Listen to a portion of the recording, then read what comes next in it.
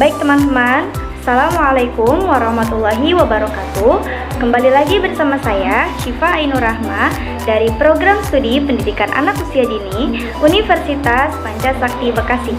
Baik teman-teman, di sini saya akan menjelaskan beberapa pengertian dan keuntungan atau kerugian dari Artificial Intelligence dengan NIM saya 18620-541 dan dosen pengampu Bapak Rifki Zakaria Eskom Mkom. Simak materi berikut ini ya teman-teman.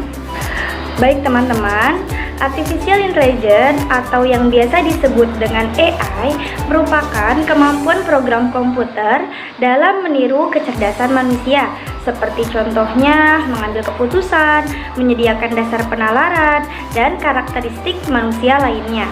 Dulu banyak orang menghubungkan AI dengan robot, namun itu mengambil peran penting dalam hidup kita sekarang, seperti contohnya gadget pribadi, perangkat streaming media, kendaraan pintar, dan perangkat rumah dengan menggunakan kecerdasan buatan.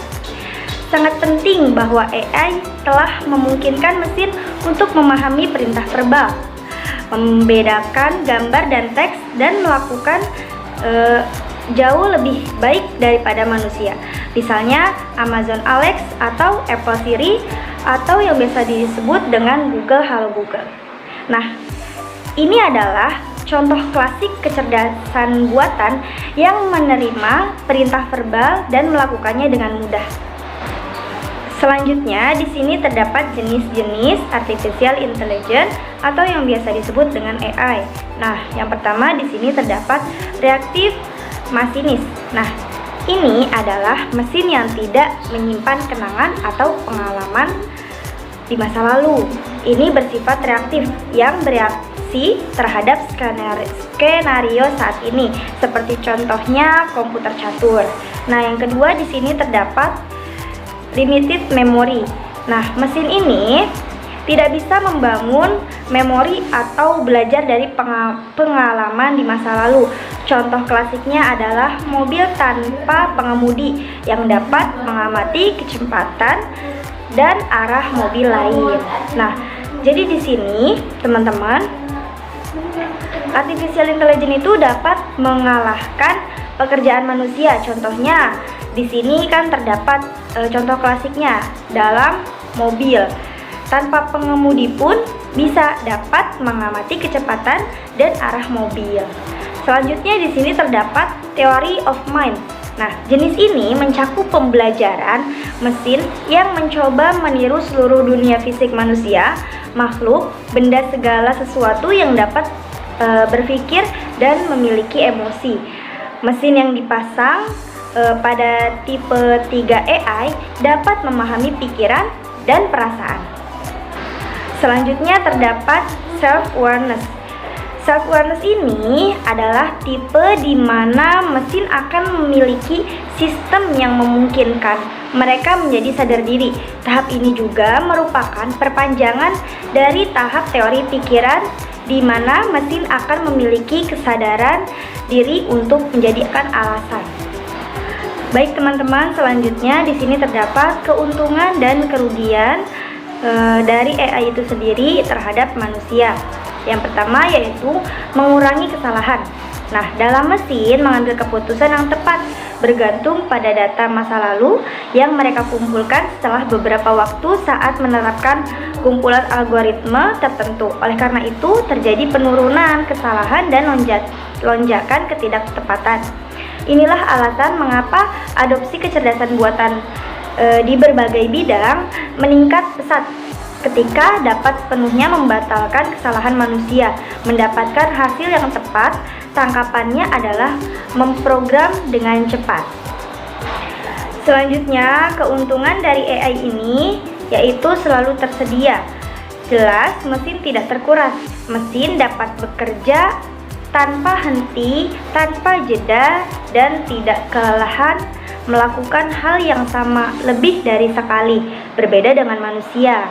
Selanjutnya, AI juga menangani pekerjaan yang berulang. AI biasanya melakukan banyak pekerjaan berulang dalam rutinitas kerja harian. seperti memverifikasi dokumen tertentu, mengirim email, menandai rapat di kalender, dan lain-lain. Dengan menggunakan kecerdasan buatan, kami dapat secara produktif mengotomatiskan tugas-tugas ini dan membebaskan manusia untuk semakin kreatif. Pekerjaan berulang ini dapat dengan mudah ditangani dengan bantuan algoritma AI. Selanjutnya, keuntungan dari AI juga ada tanpa resiko. Nah, AI dapat menangani banyak keterbatasan manusia yang beresiko. Tugas-tugas yang dapat menimbulkan bahaya bagi manusia dapat terbayar dengan baik saat mesin mulai bekerja. AI dapat memprediksi bencana alam yang pada gilirannya mengurangi tekanan pada manusia dan memberikan akurasi yang lebih tinggi dalam menunjukkan detail teknis jika dibandingkan dengan metode manual tradisional. Nah, AI juga dalam keuntungannya di sini bantuan digital. Beberapa organisasi progresif sangat mendukung penggunaan asisten digital untuk berinteraksi dengan pengguna sehingga menghemat kebutuhan sumber daya manusia. Oke, selanjutnya di sini terdapat kerugian AI.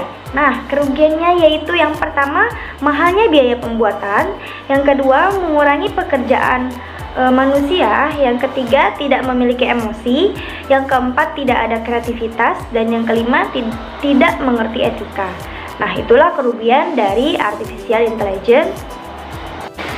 Baik teman-teman, untuk penerapan AI itu sendiri dalam guru pendidikan anak usia dini sudah sangat terbukti bahwa AI dapat membantu pekerjaan manusia. Contohnya dalam sistem yaitu yang bernama SIMPAUD. Nah, sebagai guru PAUD pastinya dalam pembuatan RPPH, pembuatan pembelajaran, pembuatan rapot itu sangatlah sulit jika mengandalkan pekerjaan manusia, maksudnya manual. Tapi jika kita mengerjakannya sudah di dalam sistem yang bernama SIMPAUD atau lain sebagainya, nah itu bisa dapat memudahkan manusia atau memudahkan guru-guru PAUD untuk mengerjakan yang seperti RPPH, RPPM, dan lain-lain. Jadi bagaimana kitanya sendiri untuk dapat beradaptasi dengan AI itu tersebut. Jadi kita harus mengambil keuntungan dari si AI dan kita harus memanfaatkannya, karena AI itu juga dapat mengambil keuntungan dari dalam memudahkan manusia untuk bekerja atau melakukan aktivitas apapun. Baik teman-teman, mungkin itu saja yang dapat saya sampaikan. Kurang lebihnya saya mohon maaf. Wabillahi taufiq wal hidayah. Wassalamualaikum warahmatullahi wabarakatuh.